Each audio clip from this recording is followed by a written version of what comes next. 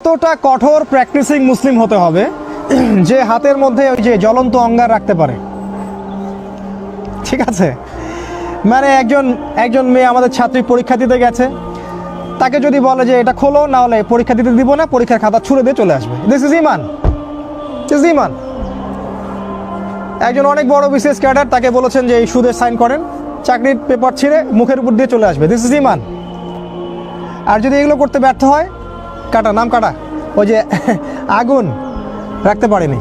এক কথায় আসহাবুল কাহফ যেমন ছিলেন তেমন হতে হবে। এখানে কোনো কম্প্রোমাইজ নাই, এক বিন্দু পরিমাণ ছাড় দেওয়া যাবে না। আপনি এক বিন্দু ছাড় দিবেন, আপনি 10 বিন্দু হারাবেন। একবার ছাড় দিবেন, কোনোদিন ধরতে পারবেন না, কোনোদিন না। এমন জব করতে হচ্ছে যেখানে হারাম আছে, জব ছেড়ে দিয়ে ব্যাংকিং জব, কালকেই রেজিগনেশন লেটার দিয়ে আসতে হবে, তাহলে এটা ইমানের পরিচয়, ইমানের পরিচয়। আদারওয়াইজ আপনি মায়ের সাথে জেনা করছেন। Be careful. ইলম অনুযায়ী আমল 2। 3 নম্বর হচ্ছে ফ্যামিলিকে সিকিউর করতে হবে, ওদের পরিবার পরিজন ঠিকঠাক মতো ইসলাম পালন করছে কিনা। যদি আমরা যতক্ষণ পর্যন্ত এখানে সার্ভাইভ করতে পারবো ততক্ষণ করব, যখন আমরা সার্ভাইভ করতে পারবো না আমরা হিজরত করব। এমন কোনো জায়গায় যেখানে খাবার আছে, পানীয় আছে, যেখানে শেল্টার আছে।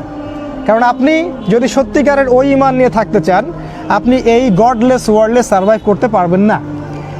একটা পর্যায়ে আপনাকে হিজরত করতেই হবে, কারণ হিজরতের সাথে রাসূলের সম্পর্ক, নবীদের সম্পর্ক আছে। আর যদি মনে করেন যে এভরিথিং ইজ পারফেক্ট, সব সুন্দর মতো চলছে, তাহলে ওই ইমান আপনার হাতে নাই যেটা রাসূল বলেছেন। এভরিথিং ইজ নট পারফেক্ট, কোনো কিছুই পারফেক্ট নাই। আপনি এক চোখ দেখলে মনে হবে পারফেক্ট। তারপর 4, ইউনাইটেড হওয়া। সবাইকে ধর্মীয় ওই যে দলাদলি আর পলিটিক্যাল দলাদলি বাদ দিয়ে একটা জায়গায় আসতে হবে। এটার জন্য নতুন দল ক্রিয়েট করতে হবে, এটা নট নেসেসারি, বাট সবার সাথে উদারতা থাকতে হবে। ঠিক আছে, ফাউন্ডেশন করে, প্রতিষ্ঠান করে।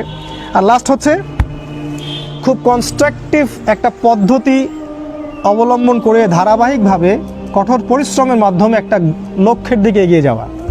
এটা খুব ইম্পর্ট্যান্ট, এবং এটা আমরা একা করতে পারবো না।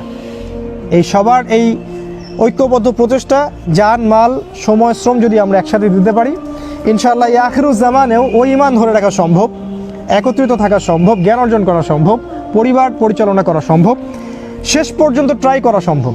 যখন দেখবো পারছি না, হিজরত।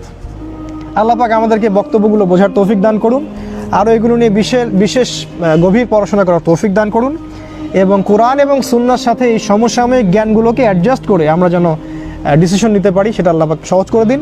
এগুলো পড়ে যাবো ইনশাআল্লাহ। আমরা দোয়া পড়ি, আমরা সুবহানাকা আল্লাহুম্মা ওয়া বিহামদিকা নাশহাদু আল্লা ইলাহা ইল্লা আনতা নাস্তাগফিরুকা ওয়া নাতুবু ইলাইক। আসসালামু আলাইকুম ওয়া রাহমাতুল্লাহ।